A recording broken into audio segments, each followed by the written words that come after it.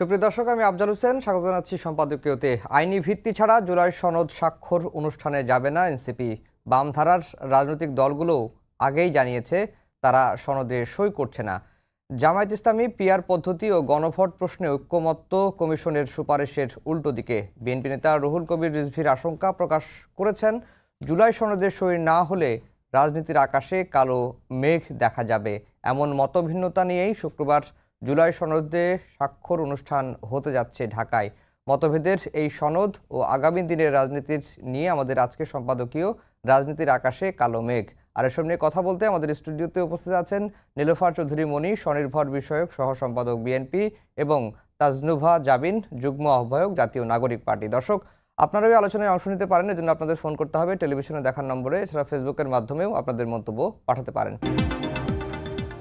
দর্শক, শিরোনাম শুনছিলেন। আমরা আজকের আলোচনার বিষয় দিয়েছি রাজনীতির আকাশে কালো মেঘ। মনিয়াপা, আপনাকে দিয়ে আলোচনা শুরু করব। জুলাই সনদ বাস্তবায়ন নিয়ে এখনো মতভিন্নতা কাটেনি।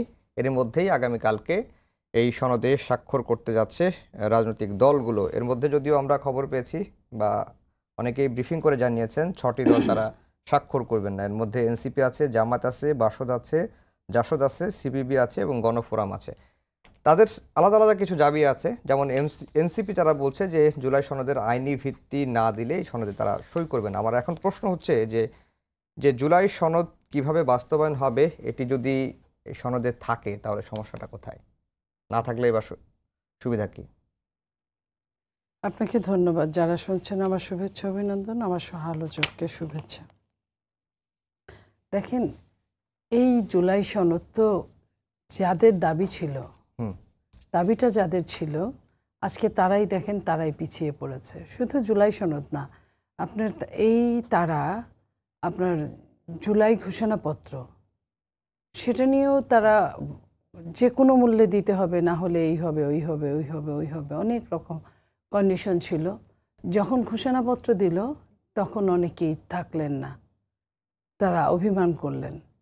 তো বিএনপি প্রথম থেকেই কিন্তু এই জিনিসগুলোর সাথে একমত ছিলেন না, কারণ বিএনপি চেয়েছিল যে একটা নির্বাচন হবে, নির্বাচনে যারা সংখ্যাগরিষ্ঠতা অর্জন করবে তাদের নিয়ে যে দাবি দেওয়া আছে, সংস্কারগুলো আছে, সেখানে সংসদে আলোচনা হবে এবং বিল পাস আকারে এইসব হবে।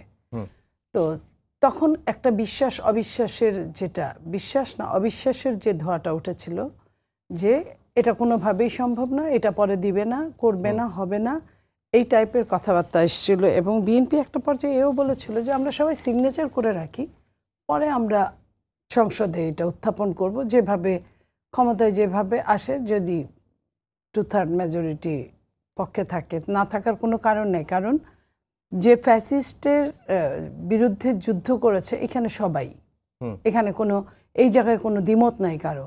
তো যদি যুদ্ধ করা থাকে তাহলে এই মানুষগুলো কেউ খুব সমস্যায় পড়ুক, এটা কিন্তু কেউ চায় না।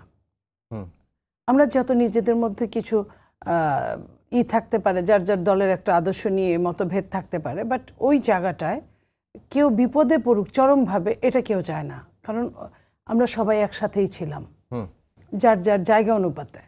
তো সেইখানে তারা কিন্তু বিশ্বাস করলেন না, অবিশ্বাসের রাখলেন। এবং একটা পর্যায়ে এই জুলাই সনদ পাশ হওয়ার কথা আসলো, বিএনপি রাজিও হলেন, গণভোটের কথা বিএনপি তাও রাজি হলেন, যাতে একটা সুন্দর সুষ্ঠু নির্বাচন হয়। এই নির্বাচনটার প্রশ্নে বিএনপি অনেক কিছু ছাড় দিলেন।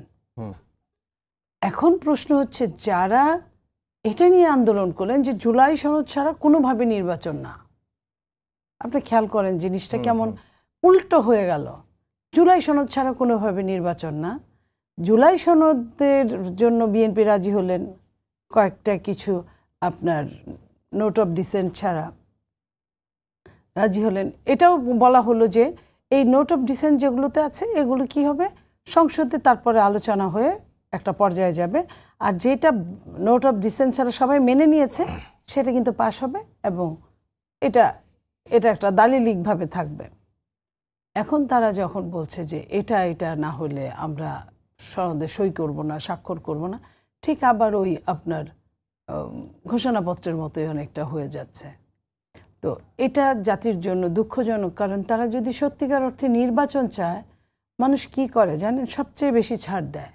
বড় সংসারে যখন সংসারের বড় ভাই থাকে, সে বুদ্ধিমান থাকলে সে সবচেয়ে পরে ডিসিশন নেয়, সবাইকে ছোটদের আগে দেয়। বিএনপি কিন্তু তাই করেছে।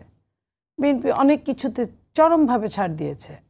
এবং এইখানে কি থাকলো, প্রথমে কয়েকদিন যেটা নিয়ে তর্ক হলো সেটা হলো যে মানে কবে এই জুলাই সনদের পক্ষে জনভোট হবে, কবে। কেউ বললেন যে 1 মাস আগে, নভেম্বরে হবে 2 মাস আগে, কেউ বললেন যে একই দিনে।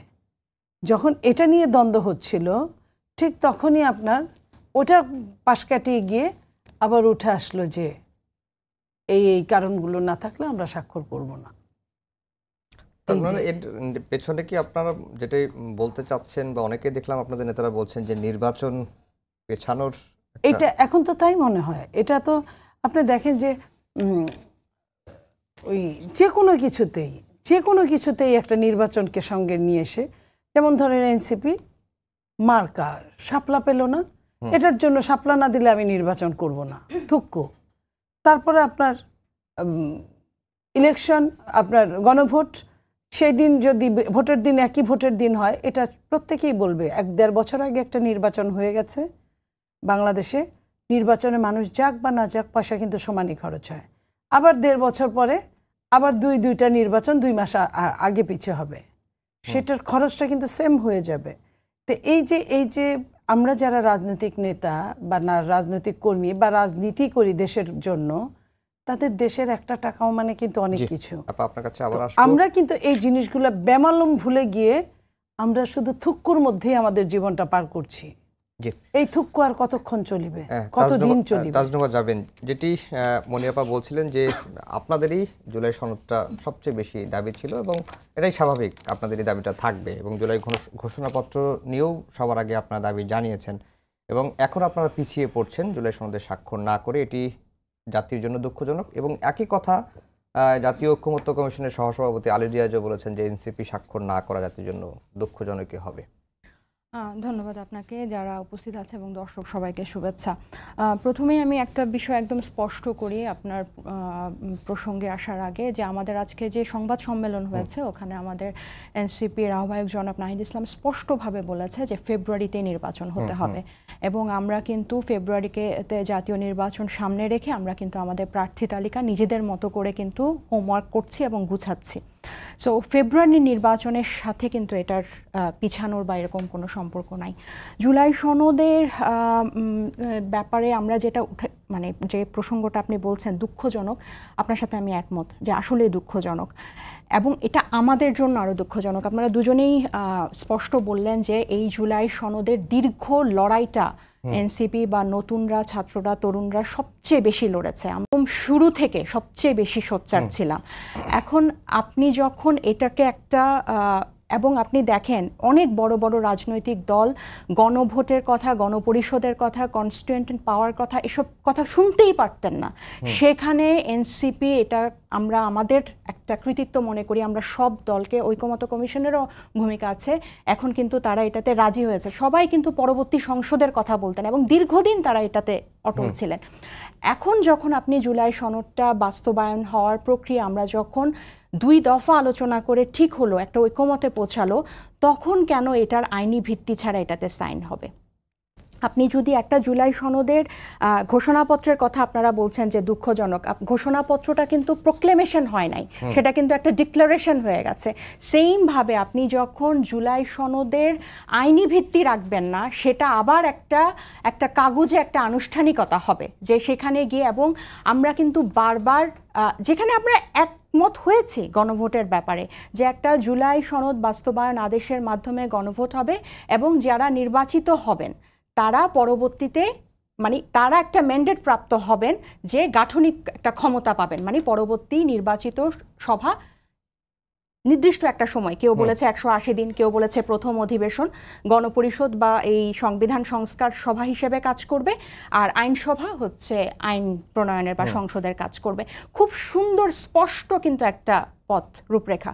তাহলে কেন এটাতে আমরা আটকালাম? দেখেন, এই গণ অভ্যুত্থানের পরে আমাদের কিন্তু সংস্কার নিয়ে আমরা সবচেয়ে বেশি সোচ্চার এই কারণে ছিলাম, কারণ আমরা মনে করি আমরা যদি এই রাষ্ট্র কাঠামো বা রাষ্ট্র ব্যবস্থার যে নিয়ম কানুন এগুলো যদি আমরা পরিবর্তন করতে না পারি, তাহলে ওই পুরনো ব্যবস্থায় যদি আবার নির্বাচন হয়, তাহলে আমরা আবার পিছাবো জাতি হিসেবে।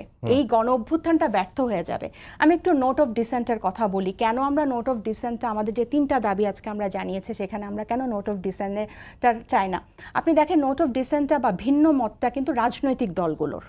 আপনার যখন গণভোট হয়ে যাবে, তখন এখন যদি জনগণ রায় দিয়ে দেয় যে আমি চাই দুদকের পিএসসির বা মহা হিসাবরক্ষকের প্রধান একটা নিরপেক্ষ বডি তৈরি করুক, তাহলে কি আপনি জনগণেরটা মানবেন না রাজনৈতিক দলের? এখানে কিন্তু যখন এটার গণভোটে চলে যাবে, তখন কিন্তু জনপ্রতিনিধি না, স্বয়ং জনগণ কিন্তু সর্বোচ্চ ক্ষমতার অধিকারী এটাতে রায় দেওয়ার জন্য। এবং এটাকে একটা কনস্টিটিউয়েন্ট পাওয়ার দেওয়া, একটা গাঠনিক ক্ষমতা দেওয়া, যে নির্বাচিত সভাটা তারা পরবর্তী সংসদে, এবং এই ব্যাপারগুলোতে কিন্তু ঐকমত্য হয়েছে, এমন না যে এটা ঐকমত্য হয়নি বা এটা নিয়ে আলোচনা হয়নি। আরেকটা বিষয়, এই আগামীকাল এটার সই আনুষ্ঠানিকতা আছে এবং আমাদের কাছে কিন্তু ফাইনাল খসড়াটা এসেছে 2 দিন আগে। সো এটার উপর আলোচনা করে এই যে থুক্কু বলাটা, এটা কিন্তু আসলে আপনি দেখেন 3টা দাবি যদি আপনি মিলিয়ে দেখেন, জুলাই সনদের আমরা আইনি ভিত্তি চাই, আমরা জুলাই সনদে জনগণের যে গণভোট, যে অভিপ্রায়, যে পিপলস উইল, মানে জনগণ এটাকে অ্যাপ্রুভ করবে গণভোটের মাধ্যমে জুলাই সনদটা, প্রত্যেকটা কিন্তু গণমানুষ সংশ্লিষ্ট। তাহলে এই থুক্কুটা কিন্তু আমরা জনগণের জন্য দিচ্ছি। গতকাল যে জরুরি বৈঠকটা হলো ঐক্যমত্য কমিশনের, ওখানে সালাউদ্দিন সাহেব বলেছেন সরকারকে যে ওনাদের একটা সমর্থনের সীমা আছে, সমর্থনটা সীমাহীন না। সো এই আমাদেরও কিন্তু বলতে হয় যে ছাড় দেওয়ার কিন্তু একটা সীমা আছে।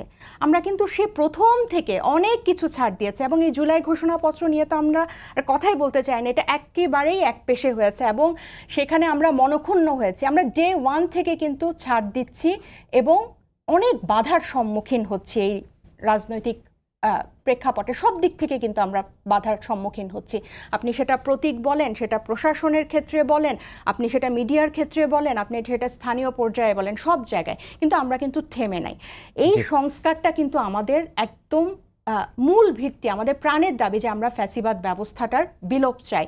এবং এই সংস্কারে 84টা যে সংস্কারের প্রস্তাবে এতদিন আলোচনার পর ঐক্যমত হলো, সেটার যদি একটা আইনি ভিত্তির পরে, যে আপনি প্রথম প্রশ্নটা করলেন যে আইনি ভিত্তি হলে অসুবিধা কোথায়, যেখানে এটাতে আলোচনা হয়েছে এবং জুলাইয়ের কিন্তু সবাই ভাগিদার, সবাই এখানে কিন্তু এখন তর্কের ঊর্ধ্বে গিয়ে আপনার মানুষের সেন্টিমেন্টটাও চিন্তা করতে হবে। সবাই জুলাইকে ধারণ করে এবং এই গণ অভ্যুত্থানের উপর, রক্তের উপর দাঁড়িয়ে এত আলোচনার পরে সবার মানে কোনো রকম বড় হাঙ্গামা হওয়া ছাড়া কিন্তু এই মিটিংগুলা শেষ হয়েছে জাতীয় ঐক্যমত্য কমিশনে। তাহলে শেষ পর্যায়ে থুক্কু কি শুধু এনসিপি বলছে, না অন্যান্য রাজনৈতিক দলগুলোও বলছে? এটাও কিন্তু বিবেচনা করতে হবে। মনিয়া আপা, যেটা আমি শুরুতে আবার বললাম, যে শুরুতেই বলেছি যে আইনি ভিত্তি না দিয়ে এই জুলাই সনদটা স্বাক্ষরিত হলে, যেটি এনসিপি বলছে, এটি কাগজে আনুষ্ঠানিকতা হবে এবং তারা এখন পর্যন্ত ছাড় দিতে দিতে এই পর্যায়ে এসেছেন এবং ছাড় দেওয়ার একটা সীমা আছে। দেখেন, আইনি ভিত্তি দেওয়ার তো ক্ষমতা থাকতে হবে। আইনি ভিত্তি দিবে সংসদ। আইনি ভিত্তি সংসদের বাইরে আপনার আমার এখন তো সংসদ নাই, অনির্বাচিত সরকার। এই আইনি ভিত্তিটা দিবে সংসদ। সেই জন্য তো গণভোটের কথা বলা হচ্ছে। গণভোট হোক, গণভোট হওয়ার পরে আপনার মনে করেন তখনই তো একদিনই হবে, তারপরে সংসদ বসবে, সংসদের মাধ্যমেই এটা কনফার্ম হয়ে যাবে। যেখানে নোট অফ ডিসেন্ট আছে সেটার কি হবে? ওইখানে তো লেখা আছে যে যেটা নোট অফ ডিসেন্ট আছে সেটা পরবর্তীতে আলোচনা করে একটা জায়গায় আসতে হবে। আপনার গণভোটটা যেখানে আমার আপনার সবার মিল হয়ে গিয়েছে সেইখানে গণভোট, যেখানে ওই বিএনপি কিন্তু বলেছিল আমি নোট অফ ডিসেন্ট সরাবো না, যে জায়গায় নোট অফ ডিসেন্ট আছে সেটা তো একটা আলোচনায় একটা লাইন আনতে হবে। সেটা আপনি হুট করে আপনার গণহারে আইনি ভিত্তি তো দিতে পারবেন না, ওইখানে তো একটা ভাগ আছে। আরেকটা জিনিস আপনার মনে করেন যে এই যে গণভোটটা নিয়েই তো অনেক রকম কথা, কখন হবে, কিভাবে হবে, হবে কি হবে না, সেটা নিয়েও তো অনেক রকম কথা আছে। এই সব কিছু মিলে আমার কাছে কিন্তু আপনার মনে পড়ে যে 1/11 আগে মান্নান ভূঁইয়া আর আব্দুল জলিল সাহেব এরকমই প্রতিদিন আপনার বসতেন সংস্কার নিয়ে, ট্রাম্প কার্ড, সংস্কারের এই যে ট্রাম্প কার্ড বা তারপরে সংস্কারের জন্য বসতেন আর হাসি মুখে ঢুকতেন, হাসি মুখে বের হইতেন, আর জনগণ মনে করতো যে সব বোধহয় হয়ে গেল। কিন্তু পরবর্তীতে কি দেখা গেছে, একটা 1-11 হয়েছে। এই দেশটা আমাদের সবার, প্রত্যেকের, ছোট দল হোক বড় দল হোক, একজন হোক একাধিক হোক, সবার জন্য একটা রাষ্ট্র। এই রাষ্ট্রটা এত খুঁড়িয়ে খুঁড়িয়ে চলেছে, এত রকম গণতন্ত্রকে সে ধ্বংস করে একটা স্বৈরতন্ত্রের হাত দিয়ে 15.5 বছর চলেছে। এরপরে আপনার এই সামান্য ইগো নিয়ে, এই সমস্যা নিয়ে আপনি যদি থাকেন, পরে কিন্তু আপনার আমও যাবে, ছালাও যাবে। আপনি ইগোর কথা কোনটা আপনি বলছেন? এই জায়গাটা যে আপনি বলছেন যে আমারটাই আগে হবে, লাইক আপনার জামাতের কথা বলি, তারা বলছে নভেম্বরেই নির্বাচন হতে হবে, গণভোট। এক একজনের কিন্তু এক এক রকম আইটেম। এনসিপির আইটেম একরকম, এনসিপি বলছে ইলেকশনের সময়, ইলেকশন আমরা আছি। জামাত বলছে যে এই গণভোটটা 1-2 মাস আগে হতে হবে, নভেম্বরে হতে হবে, ক্লিয়ার কাট বলে দিয়েছে, কোনো গোপনীয়তা নাই। তাহলে এগুলো কি আপনার মনে করেন ছোটোখাটো ইগো না? আপনার যদি ইলেকশনের দিন যদি হয়, একই খরচে যদি চলে, এবং সেইখানে একটা এমপি সেই দিনই কিন্তু পাশ করে না, এমপির ভোট গণনা হবে, রেজাল্ট হবে, তার 3 দিনের মধ্যে তার গ্যাজেট হবে, গ্যাজেটের পরে সে লিগাল হবে। এখানে কিন্তু অনেকটা কাঠখড় পোড়াতে হবে। আর ভোটের যেটা গণভোট যেটা, সেটা রেজাল্টটা ওই দিন ওই ভোট গণনার সময় যখন রেজাল্ট হবে তখন কিন্তু এভরিবডি নোজ। ওটা কিন্তু আর ওইটার কিন্তু কোনো ওটার ওই সমস্যা নাই যে সে যায় সংসদে বক্তৃতা দিবে, সে তো যায় আর বক্তৃতা দিতে পারবে না। সেটা শুধু পাস হবে। কোনটুকু পাস হবে? যেটুকু নোট অফ ডিসেন্ট নাই, যেটুকু সবাই মিলে এক জায়গায় উপনীত হতে পেরেছে। আর যে সমস্যাটুকু আছে সেই সমস্যাটা তো আপনার ফিল আপ করতেই হবে। তখন 2/3 মেজরিটি বলেন, আপনার সংবিধান যা বলবে সেইভাবেই তো কাজ করতে হবে। তো সেইটুকু আপনি এইখানে আমাকে ছাড় দিলেন না, ওইখানে গিয়েও আপনি আইনও মানবেন না, তাহলে তো হবে না। দুইটা তো আপনার একটা মানতে হবে। এইখানে আপনাকে ছাড় দিতে হবে, নোট অফ ডিসেন্টটা বাদ দিতে হলে মেনে নিতে হবে সব কথা। গণতন্ত্র কি বলে? গণতন্ত্র 51-এর কথা বলে। গণতন্ত্র কিন্তু বলে না 99% থাকতে হবে। আপনার ম্যাক্সিমাম তো এই 84টার মধ্যে মানাই হয়ে গেছে। যে কয়েকটা নোট অফ ডিসেন্ট আছে সেগুলো মিলে আপনারা দরকার পড়লে আপনার সঙ্গে আমার সঙ্গে যদি মতে নাই মিলে আপনি লটারি করেন। দরকার পড়লে আপনার সঙ্গে আমার যদি মতে নাই মিলে সংখ্যাগরিষ্ঠ কে কে আছে, কয়টা দল কোনখানে সাপোর্ট দেয় সেটা নেন। আপনার যখন প্রত্যেকটা জিনিসের কিন্তু একটা সমাধান আছে। আমরা অঙ্ক করি, অঙ্কের মধ্যেও কিন্তু আমরা মনে করে দিয়ে শুরু করি, কিন্তু সবশেষে কিন্তু আর মনে করি থাকে না। তো এটাই আপনার এই বিজ্ঞানে, তো এই বিজ্ঞান পরিবর্তনশীল বিজ্ঞানের নামই রাষ্ট্রবিজ্ঞান। তাহলে কেন আপনার এনভায়রনমেন্ট অনুযায়ী পরিবর্তন হবে না আমাকে বলেন? জি, তাজনুবা জাবিন, যেই কথাটা মনি আপা আবারও আপনাদের ইগোর বিষয়টা এনেছেন, আরেকটি বিষয় বলতে চাই যে নোট অফ ডিসেন্ট বাদ দিয়ে যেগুলো তো ঐক্যমত্য হয়েছে সেগুলোর আইনি ভিত্তি আপনারা চাচ্ছেন না কেন? আপনার কেন নোট অফ ডিসেন্ট সহই লাগবে? না, আমরা কিন্তু পুরো জুলাই সনদেরই আইনি ভিত্তি চাচ্ছি। কারণ হচ্ছে, আর ইগোর কথা যদি বলি, এটা কিন্তু এই সাইড থেকে আমি আপনাকে বলতে পারি আপনি ইগোইস্টিক, আপনি আমাকে বলতে পারেন, আমি বলতে পারি যে মানে বিএনপিরও আইটেম আছে। হ্যাঁ, আর তবে এটা ঠিক যে গণভোটের সময় নিয়ে কিন্তু আমাদের কোনো বেসিক কনসার্ন নাই। হ্যাঁ, এটা যে করে নির্বাচনের দিন আমরা যদিও বলে এসেছি যে জাতীয় নির্বাচনের আগে হতে পারে, কিন্তু এটা জাতীয় নির্বাচনের দিন হলেও আমার মনে হয় না যে আমার দলের খুব বেশি অসুবিধা হবে। এটা আমার ব্যক্তিগত মতামত। এবং আপনি দেখেন আইনি ভিত্তিটা কেন হবে না।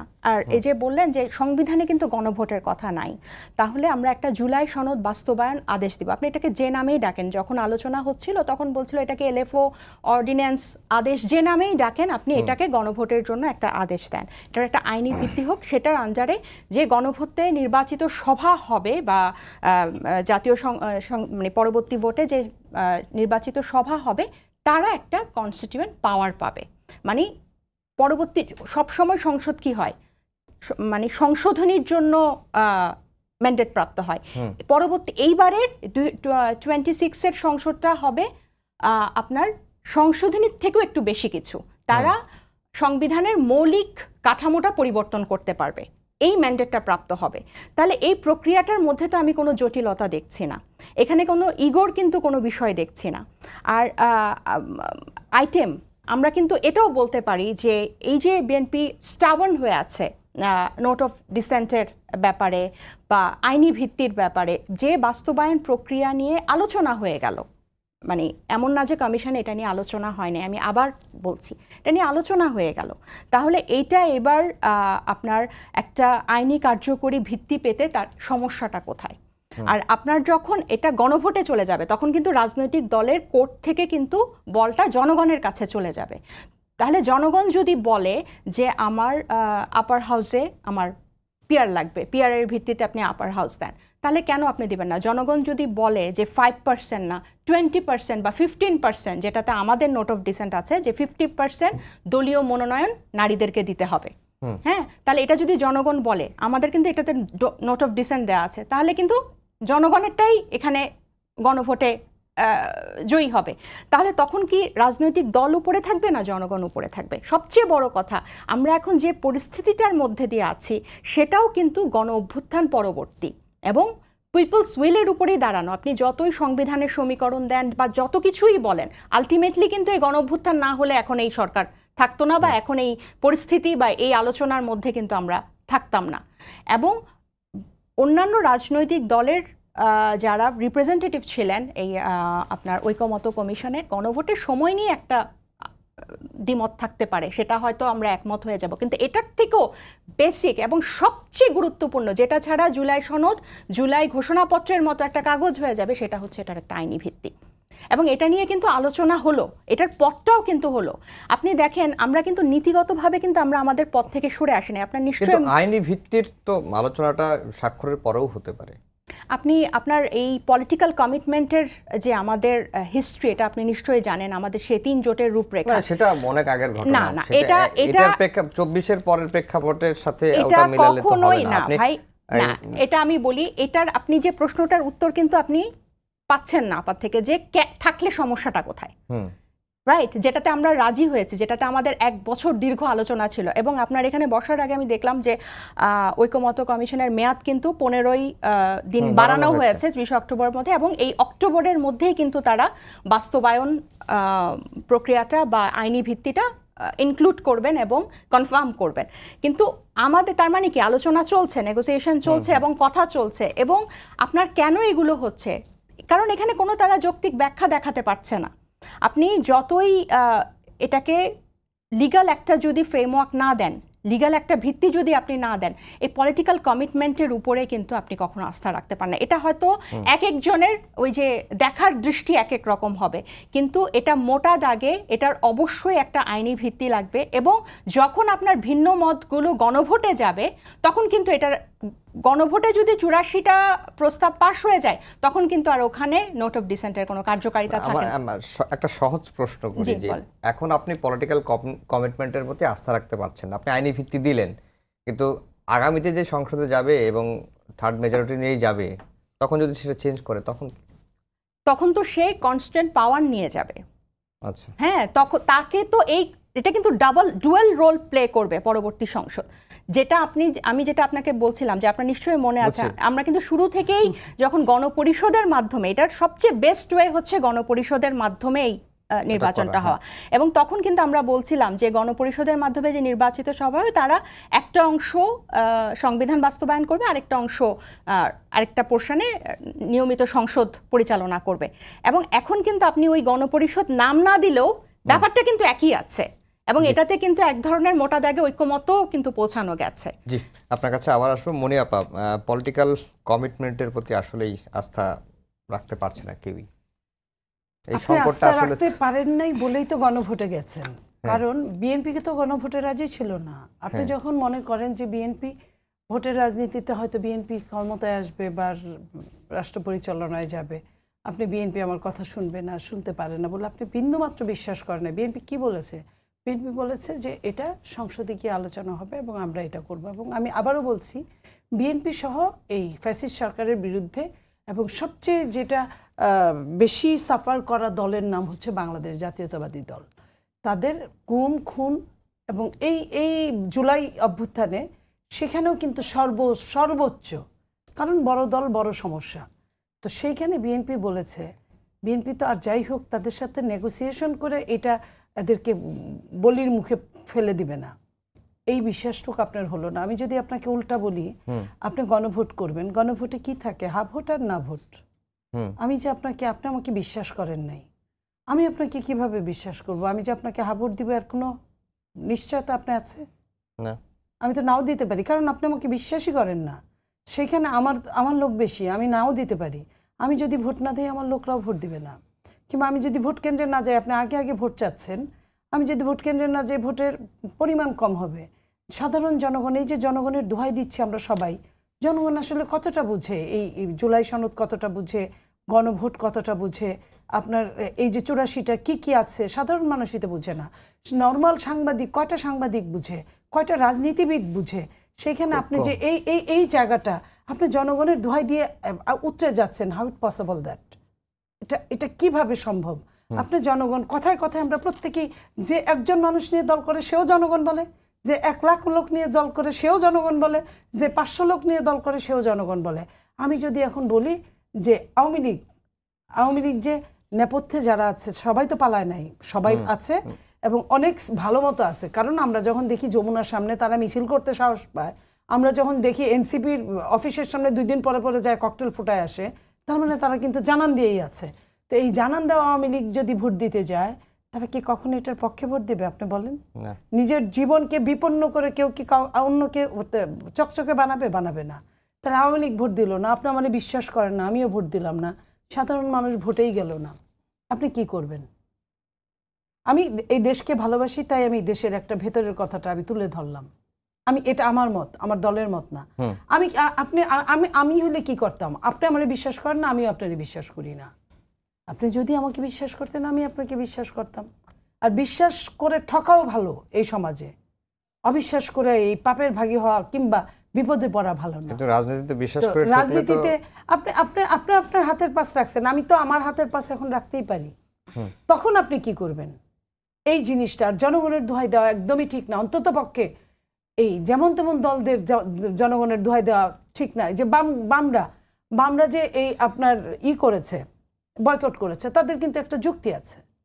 তারা কিন্তু ওই যুক্তিটার সঙ্গে একমত হলে হয়তো বা তারা তাদের এমবার্গো উঠায় নিতে পারে। কিন্তু অন্যরা যারা, তাদের কিন্তু যুক্তি নেই ওরকম। তাদের কথা মতো এই গণভোটে বিএনপি রাজি ছিল না, এই জুলাই আপনার সনদে বিএনপি রাজি ছিল না। বিএনপি রাজি হইলো ভালোই যাতে ভালোই নির্বাচনটা হয়। তো ভালোই নির্বাচন হলে আপনি আমার একদম বর্ডারে নিয়ে আপনি মানে সাগরে ফেলে দিচ্ছেন, আমি দেখতেছি এটা সাগর, আমি কিভাবে ঝাঁপ দিব? বিএনপি অনেক দিন এই রাষ্ট্র পরিচালনার সাথে ছিল, জানে বিএনপি। ওই সালাউদ্দিন সাহেব মিনিস্টার ছিলেন, আমলা ছিলেন, বিশ্ববিদ্যালয়ের ল ডিপার্টমেন্টে পড়ছেন, উনার অনেকগুলো অভিজ্ঞতা এখানে উনি কাজে লাগাইছেন। এখন উনি যখন এই কথাগুলো বলে, নিশ্চয়ই উনার অভিজ্ঞতা থেকে এবং ভবিষ্যতের জন্য কার্যকরী হিসেবেই কিন্তু কথাগুলো বলেন। জি, তাজনুমা জাবিন, গণভোটের ঝুঁকির কথা বললেন, যে গণভোট যদি হয় এবং আস্থা অনাস্থার যে প্রশ্ন উঠেছে, তখন তো গণভোটও ঝুঁকির মধ্যে পড়তে পারে। যে জুলাই না, আপনারা যে এখানে কথা বলছেন যে জনগণ, সবাই জনগণকে ইউজ করে, আমার বিএনপির ভোট ব্যাংক যদি আপনি দেখেন, রিসেন্ট যে কয়েকটা সার্ভে আছে এখানে কিন্তু বিশাল একটা সুইঙ্গিং ভোট আছে। আর আওয়ামী লীগের এই মিথ ভোটিং ব্যাংক নিয়ে আমি আসলে তেমন কমেন্ট করতে চাই না, কিন্তু আপনার কিন্তু অনেক বড় একটা পার্সেন্টেজ হচ্ছে কাকে ভোট দিবে এখনো নির্ধারণ করে নাই। এবং গণভোটের প্রশ্নটা কি হবে আমরা কিন্তু এটাও আগে তাদেরকে বলার জন্য প্রস্তাব করেছে আমাদের দাবিতে। এবং এই গণভোটের ভিত্তিতে বা এই জুলাই সনদের ভিত্তিতেই কিন্তু আমরা পরবর্তী জাতীয় নির্বাচনটা চেয়েছি। আমরা এটা একদম শুরু থেকেই চেয়েছি। এটা যে একেবারে যুক্তিহীন, একটা গণ অভ্যুত্থানের পরে একটা সর্বদলীয় ঐক্যমত হওয়ার পরে এটাকে একটা লিগ্যাল ফ্রেমওয়ার্ক দিয়ে এটার বেসিসে সংস্কার করা যদি যুক্তিহীন হয়, তাহলে কোনটা যুক্তিসঙ্গত আমি আসলে জানি না। আরেকটা বিষয় হচ্ছে যে এইটার এই যে আপনারা বললেন না, যে যদি সব আওয়ামী লীগ যদি ভোট দিয়ে দেয় বা বিএনপির যদি আপার সমর্থকদেরকে বলে যে গণভোটে না দিতে, এটা তো পার্সেন্টেজটা তো আপনাকে বুঝতে হবে। গত 15 দশক ধরে বাংলাদেশে কখনো নির্বাচনই হয় নাই।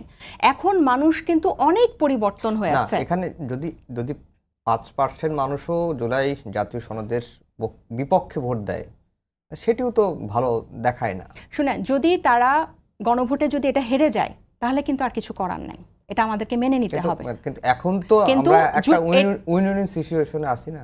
তাহলে কেন গণভোটে যাবে না? কেন আপনি জনগণের মতামত নিবেন না? হ্যাঁ, কারণ আমরা তো দীর্ঘদিন ধরে এটাকে পারছি না আমরা এক পেজে আসতে, এবং এটাই তো সবচেয়ে strong way to get the practice democracy, যে আপনি সরাসরি। আর এই যে আপনারা বলেন যে পিআর বুঝে না, আপনি দেখেন আমি সেদিন লিখেছিলাম যে এফপিটিপি এই পোর্শনটাও কিন্তু আমি নিজেও বুঝিনি, এটা আমাকে পরে বুঝতে হয়েছে, যে প্রচলিত যে ভোট প্রদান, আপনি যখন একটা বুঝায় বলবেন যে এটা করলে সরকারি দল চেকে থাকবে, এটা করলে উচ্চকক্ষ একটা পর্যালোচনা মানে আউটসাইড বডি হিসেবে কাজ করবে, মানে ওভারসি বডি হিসেবে কাজ করবে, আপনি যখন বুঝায় বলবেন তখন এই হানার পার্থক্য কিন্তু অনেক বেড়ে যাবে, এবং এটার এই মানুষের বোঝার ডিফারেন্স কিন্তু অনেক বেড়ে যাবে। এটাকে কিভাবে বলছেন, লিডিং কোয়েশ্চেনটা কি হচ্ছে, জরিপে কিন্তু এগুলা ম্যাটার করে। আরেকটা বিষয় হচ্ছে গণভোটে যদি সবাই আমরা আশাবাদী যে এই গণভোটে জুলাই সনদ বের হয়ে আসবে, কিন্তু যদি বের না হয়ে আসে এটা কিন্তু তখন এটার একটা আনসার থাকবে যে জনগণ এটাকে প্রত্যাখ্যান করেছে। বাট টিল এটার আগ পর্যন্ত যখন আমরা এটাতে একমত হলাম, কেন আমরা এটাকে একটা লিগ্যাল ফ্রেমওয়ার্ক দিয়ে আমরা এটাকে একটা দলিল আকারে সবার জন্য, এটা তো শুধু এনসিপির জন্য না, এটা সবার জন্য কেন আমরা সংরক্ষিত এই ঐতিহাসিক মুহূর্ত থেকে আমরা কেন দর কষাকষি করে আমরা নিজেদেরকে বঞ্চিত করব? কারণ আপনি দেখেন আমরা কিন্তু ছোট দল, হ্যাঁ, আপনারা কিন্তু একদম ক্ষমতার দ্বার প্রান্তে যাবেন বলে ওনারা মানে অনেকটা এভাবেই সবাই দেখে, ওনারাও মনে করেন আমরা ছোট দল। আমাদের কিন্তু ফেব্রুয়ারিতে নির্বাচন হলে আমাদের হোমওয়ার্ক বেশি, আমাদের সংগঠন এখনো গুছানো হয় না, আমাদের প্রার্থী খুঁজতে হবে, আমাদের অনেক কাজ, আমাদের কিন্তু অনেক বোঝা বেশি। কিন্তু এটাও আমাদের কাছে সেকেন্ডারি, আমাদের কাছে প্রাইমারি হচ্ছে কারণ আমরা গণ অভ্যুত্থান থেকে বের হয়ে আসছি একটা দল, আমাদের একটা রাজনৈতিক অধিকার আছে, আমাদের একটা দায়িত্ব আছে। আমরা কিন্তু দায়বদ্ধতাটা এই গণ অভ্যুত্থানের আকাঙ্ক্ষার প্রতি এবং এই শহীদদের প্রতি কিন্তু আমাদের এই দায়বদ্ধতাটা আমরা সবচেয়ে বেশি ফিল করি, এবং আমাদের জায়গাটাই ওখানে ফিরে যাওয়ার। সো এটাতে যদি আমরা ছাড় দিই, এবং এটা কিন্তু নিজেদের জন্য না, এই যে আপনারা বলছেন যুক্তি, এটা কিন্তু এনসিপি নিজস্ব না, এটা কিন্তু প্রত্যেকটা রাজনীতি, মানে এটা পুরো বাংলাদেশের একটা ঐতিহাসিক দলিল হবে যে 2024-এ একটা গণ অভ্যুত্থান হয়েছিল এবং সব রাজনৈতিক দল একমত হয়ে গণভোটের মাধ্যমে অ্যাপ্রুভাল পাওয়ার পরে একটা জাতীয় সনদের ভিত্তিতে সংস্কার হয়েছে। একটা প্রশ্ন জাস্ট, আজকে আলী রিয়াজ বলেছেন যে জুলাই সনদের মানে কালকের পরেও স্বাক্ষরের সুযোগ থাকবে, এখন আপনারা কি আপনাদের অবস্থানে অনড় থাকবেন নাকি এরপরে আবার সুযোগ আছে আলাপ আলোচনা? আপনার এখানে আসার আগ পর্যন্ত কিন্তু বিভিন্ন পর্যায়ে অনানুষ্ঠানিক অনেক আলোচনা চলছে, সো এখনো আমি নির্দিষ্ট করে বলতে পারি না যে কালকে আসলে যাব। হ্যাঁ, এটা কিন্তু একটা কথা আমি 30 সেকেন্ডে বলি, মানে গণ অভ্যুত্থানের নেতৃবৃন্দকে অবশ্যই জুলাই সনদ স্বাক্ষরে মানুষ দেখতে চায়, কারণ আমরাও এটাকে অনেক দৃঢ়ভাবে এবং অনেক গভীরভাবে আমরা এটাকে ফিল করি, আমরা তাই মনে করি, এবং আমরা আশা করি যে এটা সব পক্ষে এটাতে ঐক্যমত হবে এবং কালকে সকালটা বা কালকের দিনটা অন্যরকম হবে। জি আপা, 1 মিনিট সময় আছে, কোনো প্রশ্ন নেই। আমি আসলে বলবো যে আমাদের এনসিপি ছোট ভাই বোনেরা তারা যত কিছুই হোক তারা এই দেশের জন্য লড়েছে, এবং সবশেষে এটা বুঝবে কারো প্ররোচনার খোরাক না হয়ে তারা নিজেরা যেটা করবে, আমার মনে হয় নিজেদের বুদ্ধিতে ঠকাও ভালো অন্যের বুদ্ধি নেওয়ার চেয়ে, কারণ অন্যের বুদ্ধি নিয়ে ইতিমধ্যেই তারা কিন্তু, আমরা চাই আমাদের ছোটরা সামনের দিকে এগিয়ে আসুক, এই কারণে যে এই দেশের হাল তাদেরই ফিউচারে ধরতে হবে, তো তারা যেন ভালো কাজ করে এবং একটা দেশের জন্য সুন্দর একটা নির্বাচন হয়। প্ররোচনার কথা কেন বলছেন? আমি প্ররোচনার কথা এই জন্য বলছি যে কোনো দল আছে তারা যে কোনো মূল্যে তারা নির্বাচনটা যে চায় না, এটাই তাদের কাছে একটা বড় দিক। আমি এনসিপির অনেকবার বলতে শুনেছি আমরা এই মুহূর্তে নির্বাচন চাই, তারা এই জায়গাটা বুঝতে পেরেছে, বাট অনেকেই যারা খুব ভালো আছে তারা মনে করে নির্বাচন না হলে ক্ষতি কি, এই জন্য আমি তাদেরকে বলছি। দুজনকে অসংখ্য ধন্যবাদ জানিয়ে শেষ করছি আমাদের আজকে সম্পাদকীয়। দর্শক, আগামীকাল আবারও দেখা হবে একই সময়ে। শুভরাত্রি।